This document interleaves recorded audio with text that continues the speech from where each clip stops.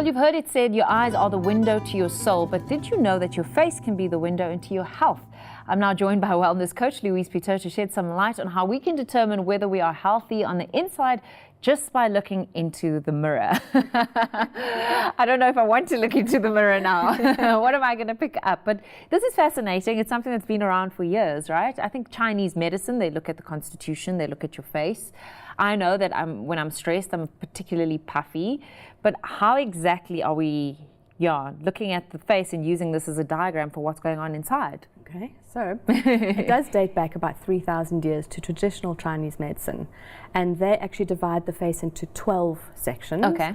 And they look at the meridians and the different, the metal, heat, metals, what is it, earth, fire, wind, those, and they look at a whole bunch of aspects.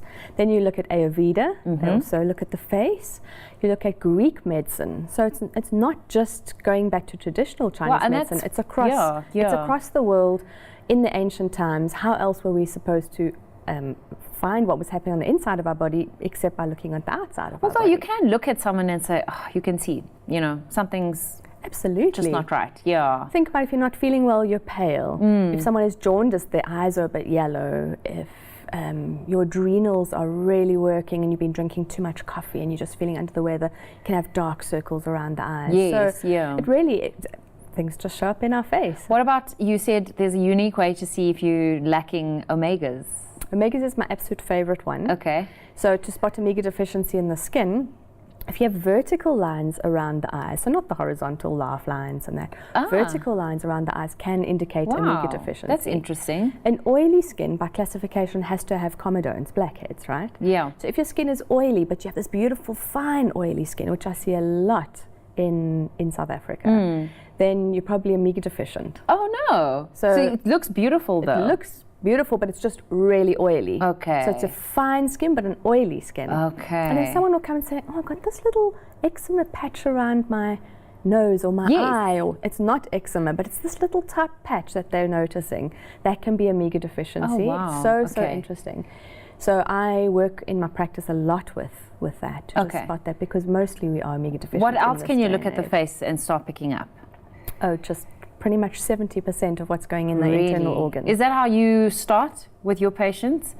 So, I mean, you have a conversation with them, so while you're chatting to them, you already start picking up different things, right? So doing a consultation, asking what the client's concerns are, they will start to talk about their concerns, and then we can sort of divert to that part of the body. So if we're talking about thyroid, then we can look at the areas that are affected by thyroid. If they're talking about estrogen, we can look at the areas affected by estrogen. Digestion, kidneys. Which areas are affected by thyroid, for example? Okay, so thyroid is the outer third of your eyebrow. Often people with underactive thyroid lose that little bit of hair. Yes, Dr. Bulletov actually told us that on the show. Yeah, and I've got quite a thin outer third of my eyebrows. Okay. Yeah. And it can also result in overhanging eyelids, so those eyelids that are a little bit heavy and overhanging at the top. Okay. So that's the thyroid area. Yes. The thyroid, we were just talking about it for the show, which I didn't know. You mentioned the arms. No, I know we're talking about the face now. That is another area. And then above your lip is the reproductive area. Okay. So if we then digress from thyroid into estrogen, perhaps, I notice in perimenopausal and menopausal women start to get those little lines, those vertical lines above the lips. Yes. And so some people haven't smoked a cigarette in their lives and they end up with that, and they think, oh, what's wrong? They don't have, they don't purse their lips, it's not expression, and they start to wonder why they're getting this, and it can be estrogen, can be the reproductive organs changing. The other reproductive organs are your laugh lines, those not the laugh lines, which are under the eyes, but those crow's feet. Could just be that you squint when when you're out in the sun or when you're on the computer. So we not to mix up facial expressions with something else. Well, funny enough, I've heard that, I've mentioned that I need to go for some Botox because I have strong frown lines, and someone said to me, oh, it could be an indication that your liver is struggling, so maybe treat that first and then see how those frown lines recover. Absolutely. So, some people say they've got their number 11 or their number 1 between the brows.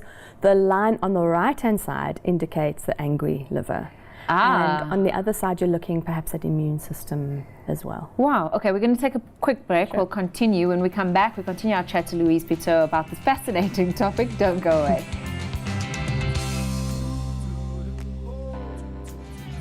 Welcome back to Real Health. I'm still joined by wellness coach Louise Pitot, and we're chatting about what your face says about your health, stress, and what's showing on your face. I mean, besides this. Yes. So everything comes out in your face, as we mentioned. Yeah. And the physical symptoms of stress often come out 2 weeks after the actual stress. Oh, really? So if it's a big stressful situation, often 2 weeks later, people start to notice in their skin, in their body, different aspects coming out in their body, and they don't understand because they don't put 2 and 2 together. Yeah. It's a bit of a delayed reaction because your body is able to handle stress for a certain period of time. Yeah. Stress is quite an interesting one because we mentioned the adrenals around the eye areas, other areas as well around the nose area. But stress comes out, you mentioned earlier, we're talking about feeling puffy, and then those little fine bumps that you were talking about, those can be detox reactions, but it can also be stress reactions in the skin because we're changing the acid alkaline balance of our skin. So whenever our skin is out of balance, it's got to come out somewhere. Yeah. And our skin is the largest organ, and all the organs are represented on our face. So it really comes out quite nicely there. So sometimes we'll say, oh man, why did I get this little spot here? And we're so frustrated about it, but it's actually a fabulous clue. It's saying, hey, look, you've got it over there. Go have a look at your lungs, look at your stomach. Actually, let's talk about the various areas of breakouts on the face and what that could be alluding to. Right. So your colon area runs down the side, so from the tips of your nose laugh down lines the are. side, kind of where your laugh lines are. Then you've got stomach as your top lip and large intestine on your bottom lip. So if you look at it, it's your ascending, transverse, descending colons. So if you've got on your right-hand side, in your colon area, correct, you've got some breakouts. It could be in your ascending colon, right? So that's at the first part of your colon. So it's useful information for a practitioner to know this, because then they know, is it something that is sitting long in your stomach, or is it something that might have happened recently? If you look along the jawline, we have our hormonal breakouts. If we have breakouts on our cheek areas. And is it specific hormones or just generally hormones out of whack? It's the reproductive area. However, the double chin could be maybe just a bit of excess weight. It can also indicate thyroid. We were talking about thyroid earlier. So depending, if it is underneath, it could indicate something with the thyroid. And people, when they get breakouts in this area, or even just spots, along the jawline, is that along estrogen the jawline, or no? It could be any hormone. And normally it would be one of your estrogen, testosterone, progesterone. Easily to see, because those are affected quite easily with our cycles. Also with hormonal breakouts, if you look at the top of the middle of the forehead in teenagers, teenage acne, it's your androgens. So if you see teenagers with acne, often in the top, in the middle of their forehead, they've got that breakout. And that area is also the spleen and the small intestines. It's the digestive area. And acne always has a hormonal issue, but it always can also be aggravated through diet as well. And there's that bacterial link in gut as well, so that just makes perfect sense. So it comes out there. So those are the cheeks? Hormonal. So cheeks, it's the upper cheeks, more on your cheekbones, is your lungs, and more in the middle of your cheek is your stomach. So that would be your detox area. Think about when you're going on a detox, or changing a new product, switching over to a new product, or you eat something that doesn't agree with you, you come out with fine little bumps on your cheeks. It's a detox. We actually spoke about this because it's called a healing crisis or Herxheimer's reaction, or die-off symptoms, that when you're going through a detox or elimination diet, you actually are going to experience those type of symptoms, and it's a good sign that you're moving in the right direction. Absolutely. Don't stop. We want detox symptoms. We don't want them, but we need them. And it's so important to note. And so I would just recommend, when you're going on a detox elimination diet, or you notice fluctuations in your skin, to just, once you've removed your makeup, washed your face, take a look in the mirror and just do a weekly little analysis of your skin. What about, without going into iridology and sclerology, what do we ascertain from just looking in one's eyes? Should there be a bright, shiny color? The color of the whites, what does that indicate? So very interestingly, the outside of the whites indicates your testicles and your ovaries. And on the right side, you've got your liver and gallbladder, Okay. and on the left side you've got your pancreas and your spleen.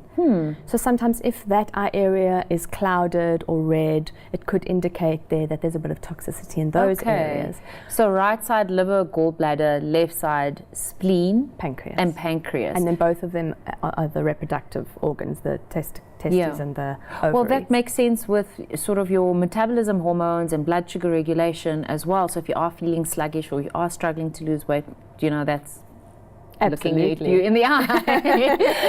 And speaking about sugar, the deep frown lines, those deep long lines along the forehead.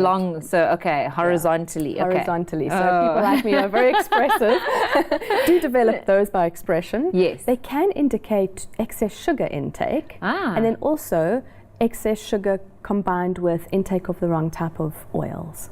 Okay. So really that junk food type, excess fat and sugar can result in those deep lines in your forehead. And you'll notice that when you change your diet, they actually start to minimize. To disappear. So you don't have to, rush for the Botox or the anything. Good aging is in your plate. Absolutely. What about the lips and, the actual sort of skin on the lips, around the lips, even in the creases? What is that? So there's a lot of emotional aspects that some people like to look at in the face as well.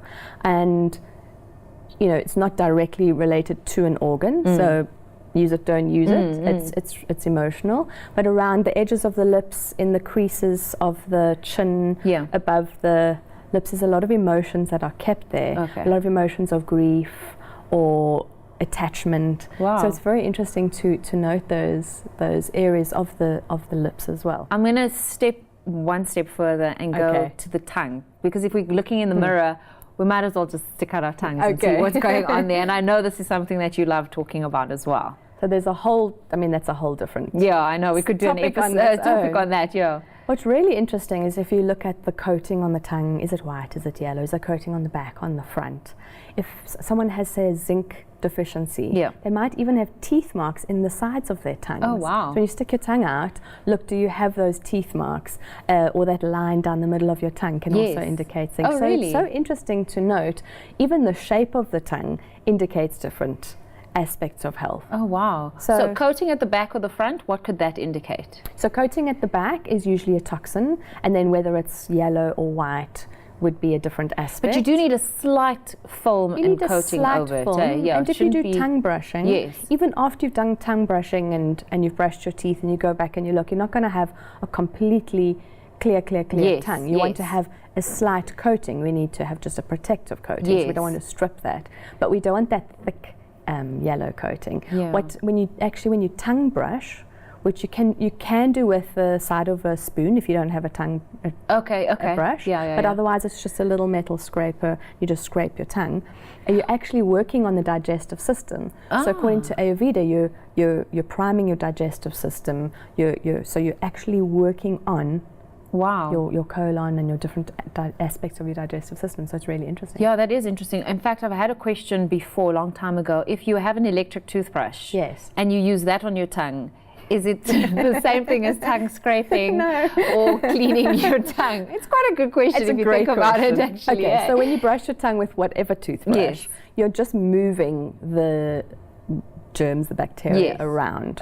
And so that it can be absorbed in different parts. So actually brushing your tongue can be done, but first you tongue scrape, and then you brush your teeth. And then when you finish brushing your teeth, you can brush your tongue, because then you've removed that. And they also call it the amla, which is on the tongue, and that's your energy. So you want to scrape that and you want to keep that good. It's also what's coming up from the gut, from the inside. So you just want to be careful when you brushing and scraping as well. Yeah, amazing. You always have such interesting topics to talk about, Louise. I absolutely love it, but that's what makes the body so interesting as well. So interesting. Thank you so much for coming on to the show and chatting to us.